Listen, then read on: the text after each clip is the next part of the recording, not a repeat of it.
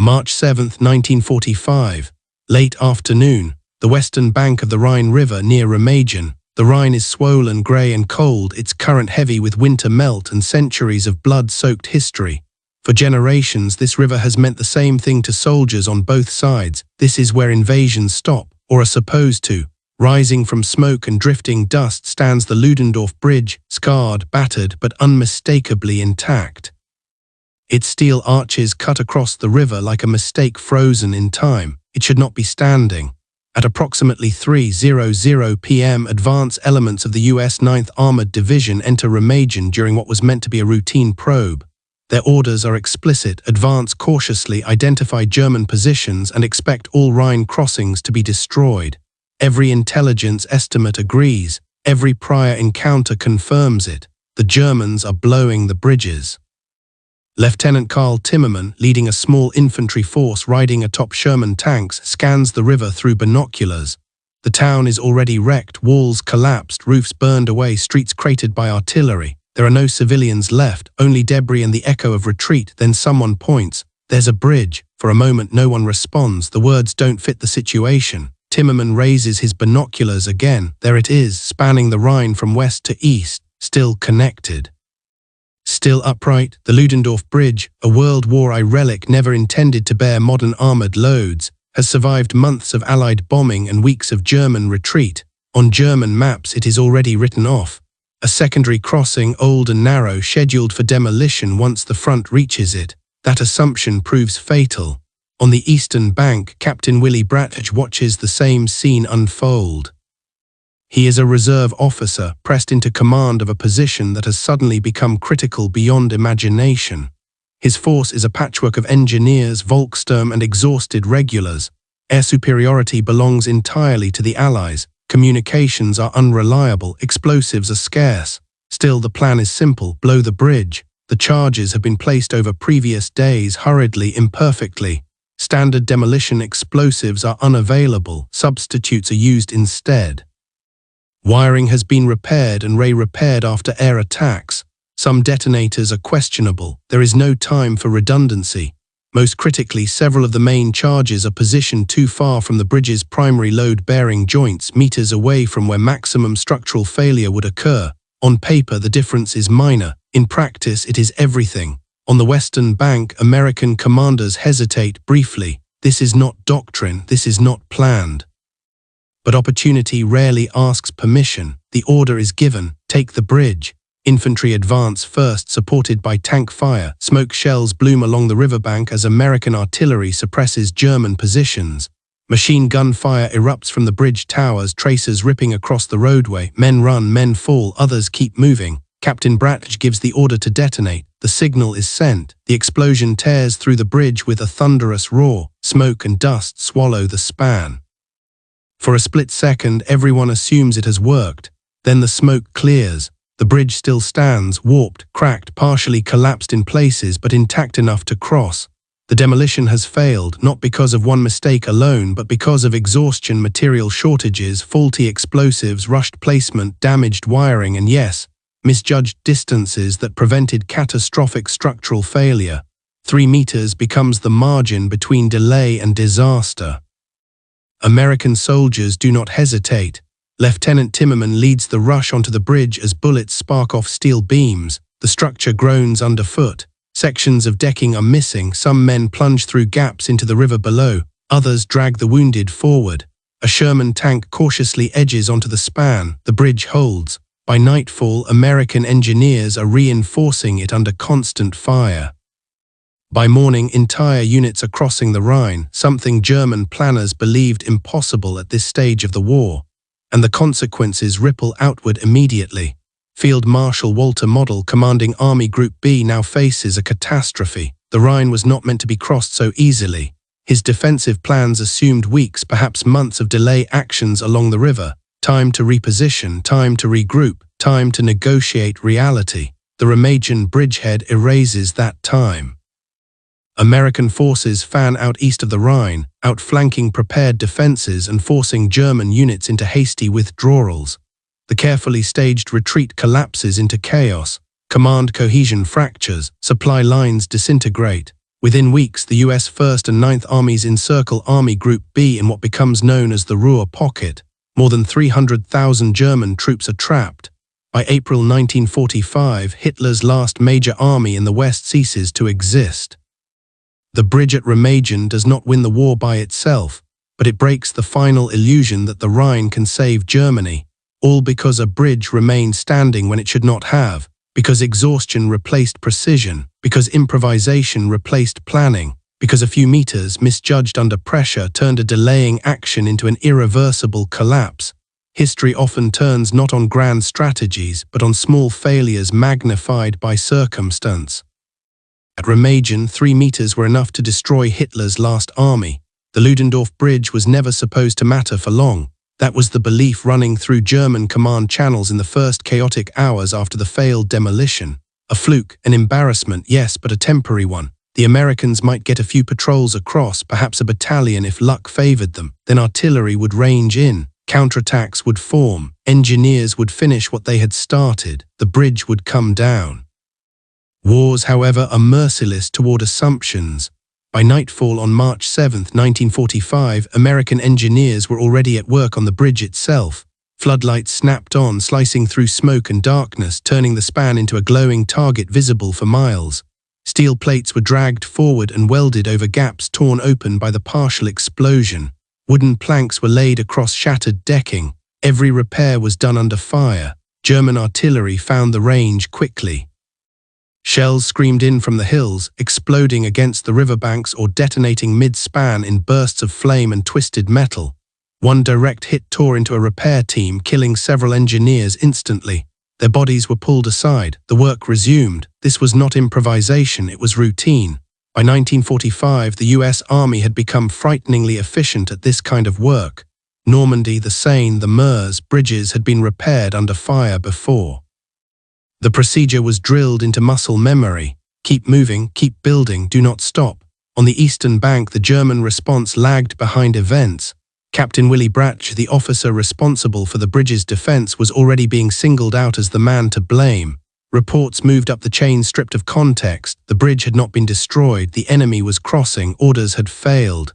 Within days, Brach would be arrested by the Gestapo, accused of sabotage and cowardice. The technical realities, insufficient explosives, faulty detonators, damaged wiring, impossible timelines were irrelevant. In the collapsing Third Reich, failure no longer needed explanation, it needed punishment. Above Brach's level, confusion hardened into paralysis. Messages from the front arrived fragmented and delayed. Some described enemy patrols east of the Rhine, others warned of a small bridgehead. Then came reports of tanks, artillery, and organized infantry formations. No one wanted to be the first to state the obvious. The Americans were not probing, they were establishing permanence. When Field Marshal Walter Model finally received reliable confirmation, his reaction was not rage but calculation. Model was one of the most capable defensive commanders Germany had left. He had stabilized collapsing fronts before, buying time where none seemed to exist. He understood terrain, delay tactics, and the value of controlled withdrawal better than almost anyone in the German high command. He also understood the Rhine. The river was not just a physical barrier, it was the organizing principle of Germany's western defense. Every remaining plan depended on it. Bridges would be blown at the last moment. Units would fall back in sequence. The Allies would be forced to pause, concentrate forces, and stage deliberate assaults under fire. Time, scarce, precious time, would be gained. Remagen shattered that logic. The Ludendorff Bridge was never meant to be decisive. It was a secondary crossing, old and narrow, overseen by under-resourced engineers using inadequate materials. In planning documents, it barely registered. Now it was a breach point no one had planned to defend properly. Throughout the night of March 7th into March 8th, American infantry expanded the bridgehead methodically. They seized the high ground overlooking the river, cleared nearby villages, and pushed German units away from artillery observation points. By dawn, several thousand US troops were already east of the Rhine. By the end of March 8th, that number exceeded 25,000. Alongside the damaged Ludendorff Bridge, engineers began constructing pontoon bridges, floating roadways capable of carrying tanks, artillery, fuel trucks, and ammunition in a steady, uninterrupted flow. Bailey bridges followed soon after, modular steel spans assembled with industrial speed. The Rhine, once a defensive line, was becoming a supply artery. German counterattacks came, but never in the concentration required. Some were led by battered regular units pulled from collapsing sectors. Others consisted of Volkssturm boys armed with Panzerfausts and little else, brave enough to advance but lacking coordination, armor support, or artillery cover. A handful of tanks appeared, attacking in isolation and quickly destroyed by Allied air power. These were not true counteroffensives, they were gestures. The Luftwaffe, desperate to prove relevance, committed its remaining trump card. Mi-262 jet fighters, the world's first operational jets, were sent screaming down the Rhine Valley at treetop level, dropping bombs with terrifying speed. One explosion sent columns of water and debris skyward near the bridge. Others missed entirely. Speed could not compensate for numbers, fuel shortages, and lack of trained pilots. Nothing slowed the buildup. In Berlin, the news detonated like a bomb. Hitler reacted, as he always did now, by issuing orders divorced from material reality. The bridge was to be destroyed at all costs. Failure was no longer acceptable. Success was mandatory. Special units were dispatched. Combat swimmers trained to carry explosives underwater, slipping into the Rhine at night, fighting freezing currents to attach charges to the bridge's piers. American sentries were waiting. Searchlights snapped on without warning. Machine guns stitched the water. Bodies surfaced briefly, then vanished downstream. V-2 rockets were launched, weapons designed to terrorize cities, not hit narrow steel spans. One fell miles away. Another malfunctioned. None achieved anything beyond emphasizing how far Germany had drifted from strategic coherence. For 10 days, the Ludendorff Bridge endured constant punishment. Shelling, bombing, overload from continuous traffic far beyond what it was designed to carry. On March 17, 1945, the bridge finally collapsed into the Rhine. By then it no longer mattered. The crossing had been secured. Multiple bridges now spanned the river. Entire divisions had crossed. Supplies flowed uninterrupted. The Rhine had ceased to function as a defensive boundary. For Walter Model, the implications unfolded grimly over the following days. His units were no longer aligned along a river line, they were being outflanked. American forces pushed north and south from the Remagen bridgehead, linking up with other Allied crossings and threatening the Ruhr industrial region from multiple directions. The problem was no longer holding the Rhine, it was preventing encirclement. Army Group B, the last major German field army in the West, was stretched thin across collapsing fronts, its reserves exhausted, its mobility crippled by fuel shortages and Allied air dominance. Every delay Model had hoped to extract from the Rhine had vanished. Behind the river there was supposed to be time to reorganize shattered divisions, time to move industry east, time, however unlikely, for some political rupture to change the war's ending. That time disappeared the moment the Ludendorff Bridge stayed standing. Model could see the trap forming on his maps.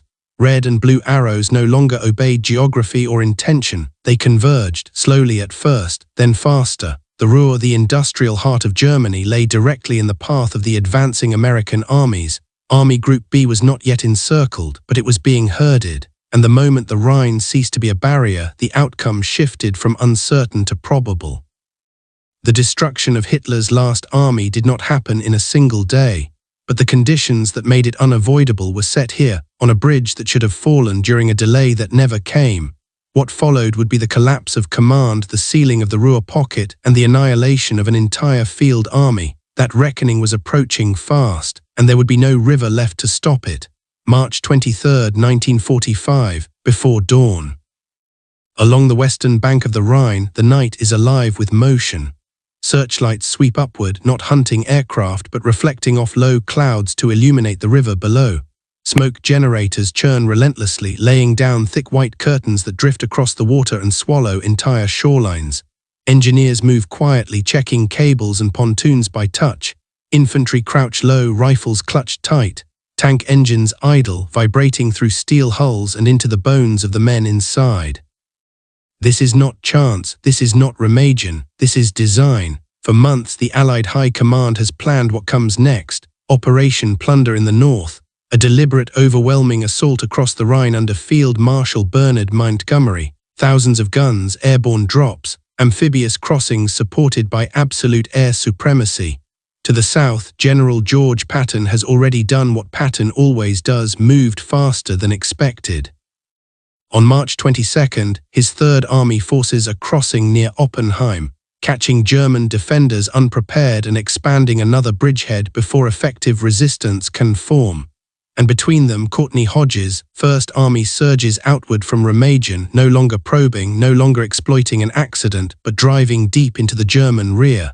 The Rhine was meant to be a wall. Instead, it becomes a seam. For Field Marshal Walter Model, commanding Army Group B, the situation is deteriorating faster than reports can capture. Telephones ring without pause. Maps are revised, then revised again. Units disappear from situation boards not because they've been destroyed, but because no one can say where they are anymore. Fuel shortages immobilize armor, ammunition stocks vanish. Luftwaffe air cover exists almost entirely on paper. Orders, when they arrive, are already obsolete.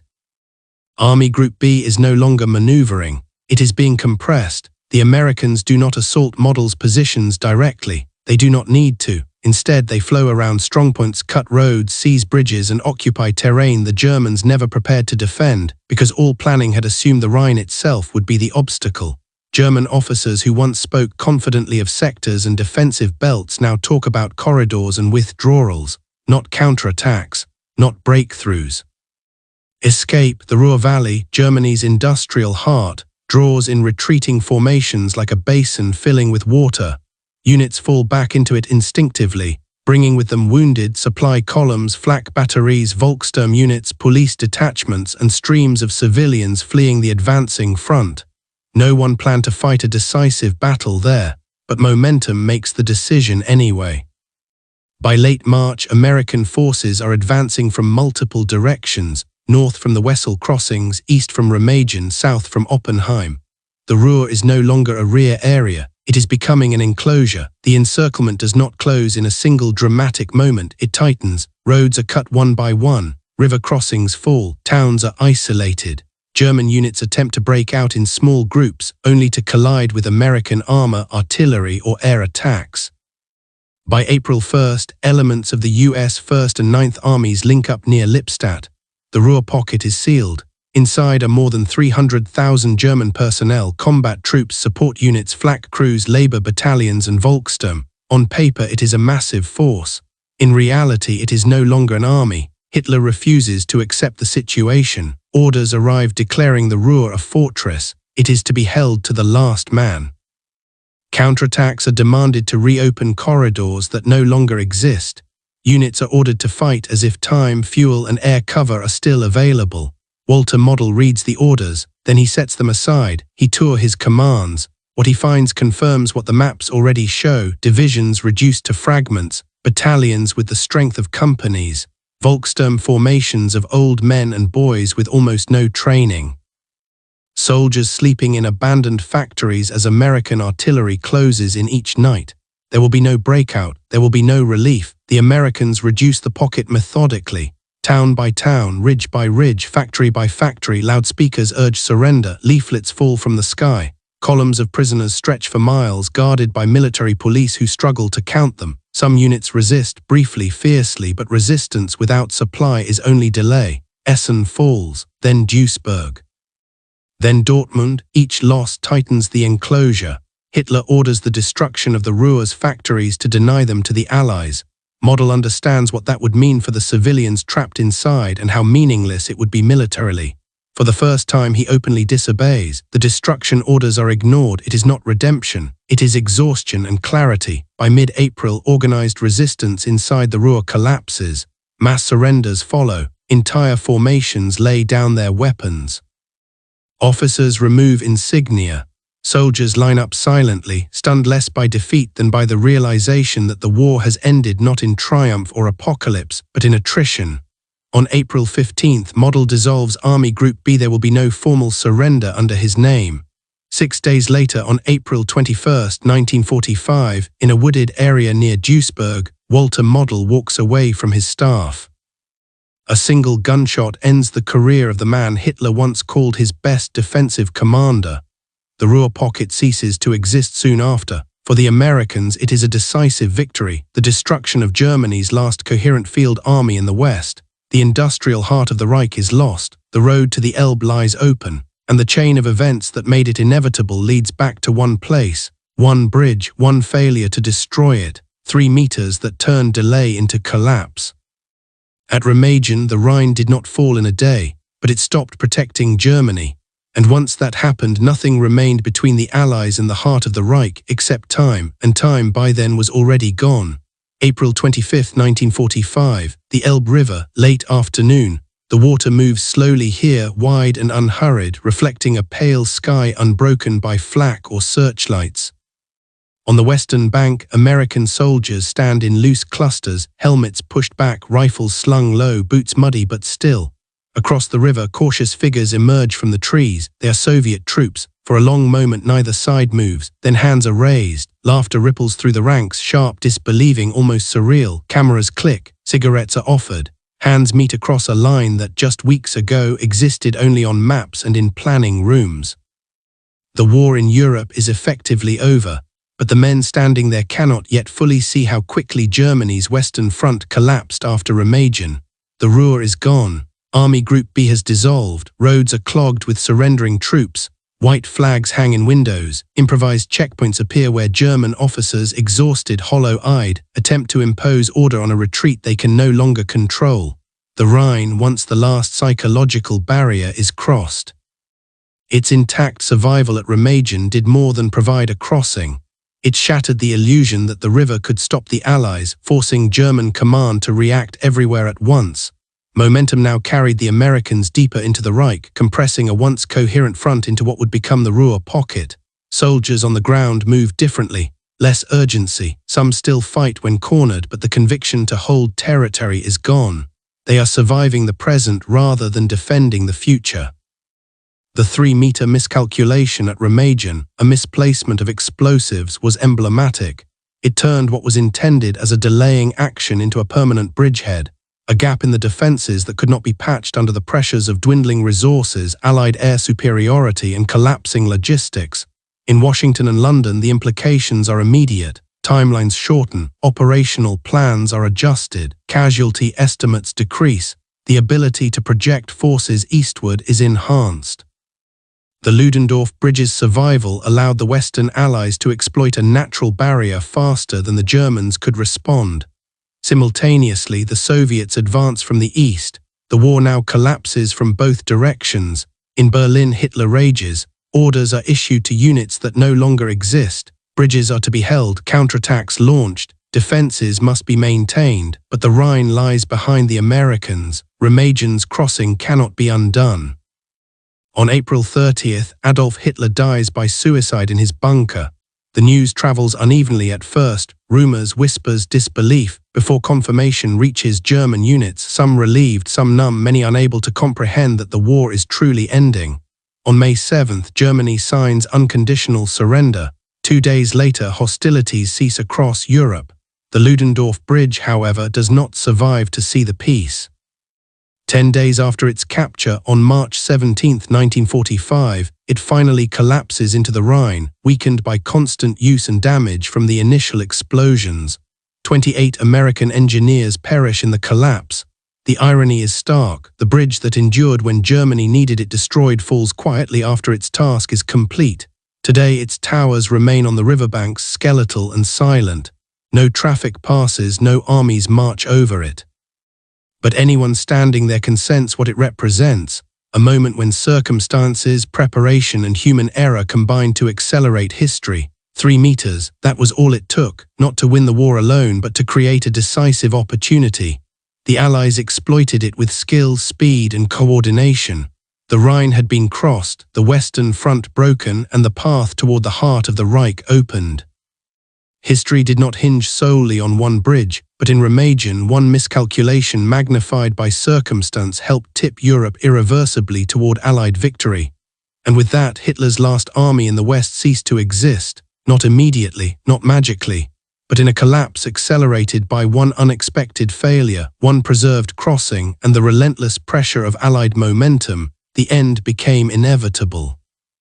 The war did not end in a single battle, but it ended because opportunities seized on Remagen shaped the final weeks of the Western campaign, leaving Germany without a viable defensive line, without strategic reserves, and without the time to prevent defeat. And time by then was gone.